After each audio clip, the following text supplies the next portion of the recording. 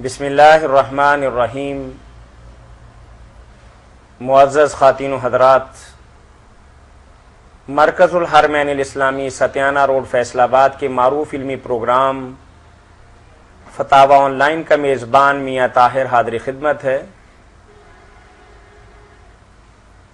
فتاوی on line یہ programme ہر روز عصر تا مغرب گلیکسی کیبل نیٹ ورک کے تعاون سے براہ راست آپ کی خدمت میں پیش کیا جاتا ہے۔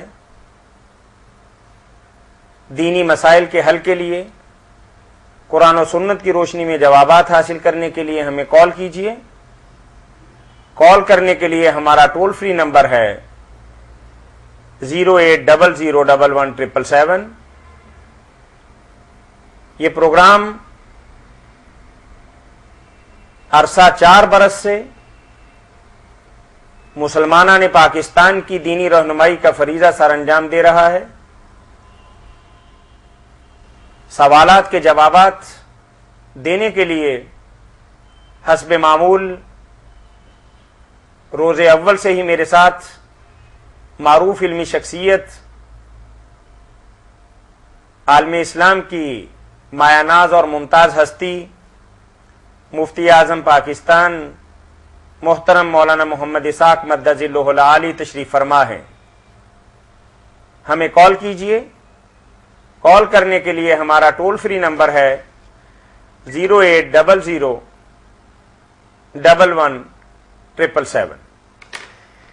جی مولانا، ہمارے پاس چند تحریری سوالات ہیں، ہم چاہیں گے کہ اپنے پروگرام کی ابتدا ان سوالات سے کریں، چونکہ آخری عشرہ مبارکہ کی ابتدا ہو چکی ہے، اور اسی عشرہ مبارکہ کے اندر ایک ایسی رات جو 1000 مہینوں کی عبادت سے افضل ہے، جسے لیلۃ القدر کہا جاتا ہے۔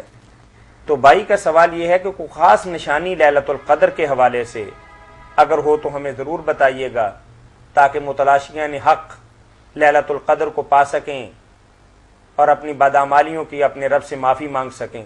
جزاکم اللہ خیرا۔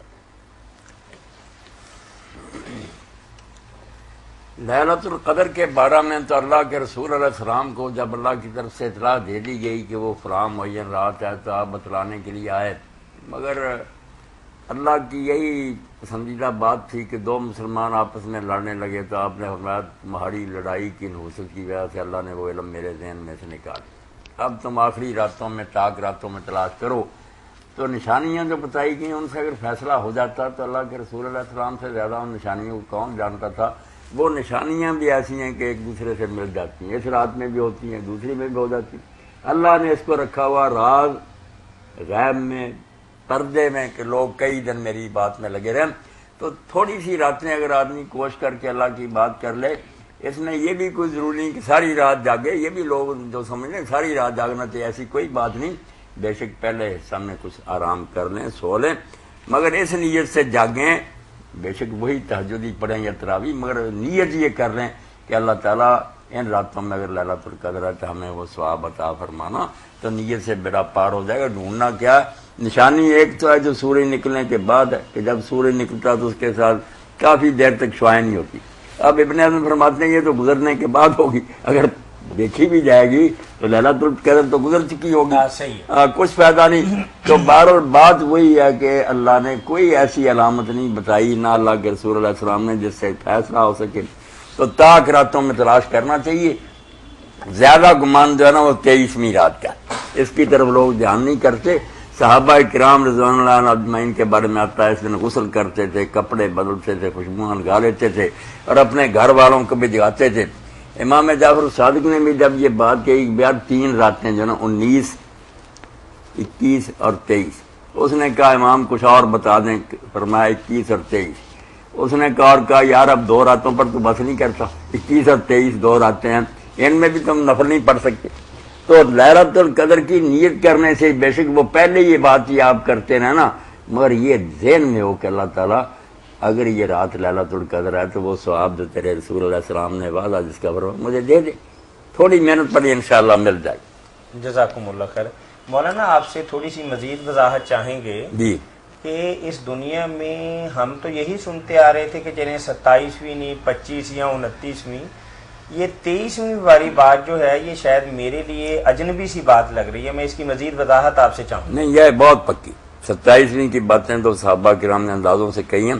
حضرت ابی کہتے ہیں میں نے دیکھا کہ اس رات جس طرح کا حضور نے بتایا تھا کہ مؤدر رات ہے، نہ گرم نہ ٹھنڈی، وہ انہوں نے اپنی طرف سے اندازہ لگایا۔ یہ جو ہے نا یہ تو بالکل پکی بات ہے کہ جس صحابی نے پوچھا کہ اللہ کے رسول میں جنگل میں رہتا ہوں، میں ہر روز مسجد نبی میں نہیں آ سکتا، مجھے ایک رات آپ بتا دیں کہ میں اس میں مسجد نبی میں رہوں۔ بنو جوہنہ کا صحابی تھا، آپ نے فرمایا جب 22واں روزہ ختم ہو رہا عصر کے بعد آ جایا کر گھوڑا دروازے پر باندھ مسجد میں داخل ہو جا اور فجر کی نماز 23 کی پڑھ کر چلا جا۔ وہ ساری عمر پھر یہی کرتے رہے۔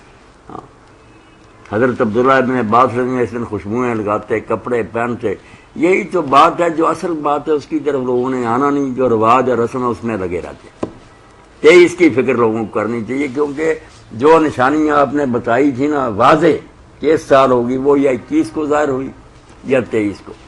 آپ کو دکھایا گیا کہ آپ اس دن نا فجر کے وقت نماز پڑھائیں گے اور آپ کے ماتھا مبارک پر گارا لگا ہوگا، کیونکہ چھت تھی کھجور کے پتوں کی کہ بارش ہوگی۔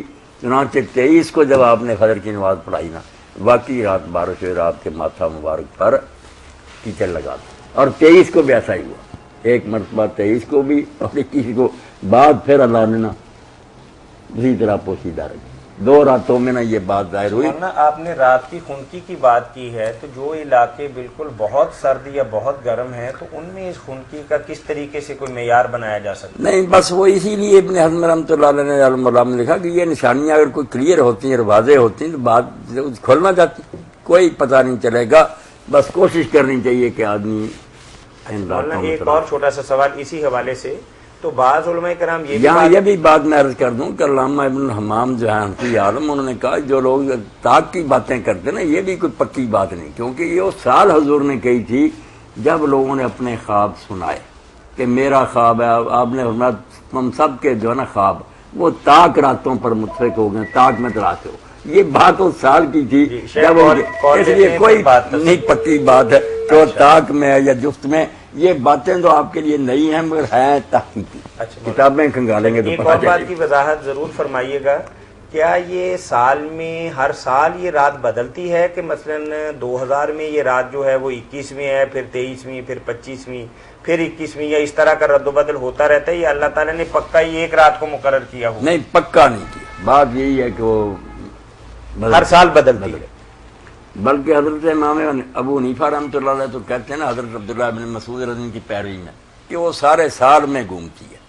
وہ سال قدرتی طور پر رمضان المبارک میں تھی جس سال حضور علیہ السلام پر قرآن اترا، مگر اب کوئی نہیں، سارے مہینوں میں آتی ہے۔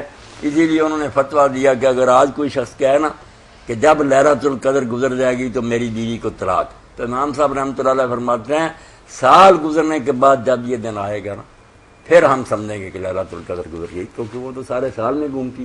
اور بڑے بڑے اولیاء جو ہیں شیخ اکبر جیسے وہ کہتے ہیں ہم نے دوسرے مہینوں میں دیکھی، رمضان میں زیادہ ہے مگر زیادہ ہے باقی مہینوں میں بھی ہمیں نظر آئی ہے، وہ نور اور روشنی ہمیں اللہ نے دکھائی ہے۔ لیلۃ القدر سے نکل کے ہم طلاق کی بات کی طرف آتے ہیں، تو کیا طلاق معلقہ جیسا آپ نے فرمایا کہ بھئی اس کے بعد طلاق ہو جائے گی، تو ایسے ہو جاتی ہے؟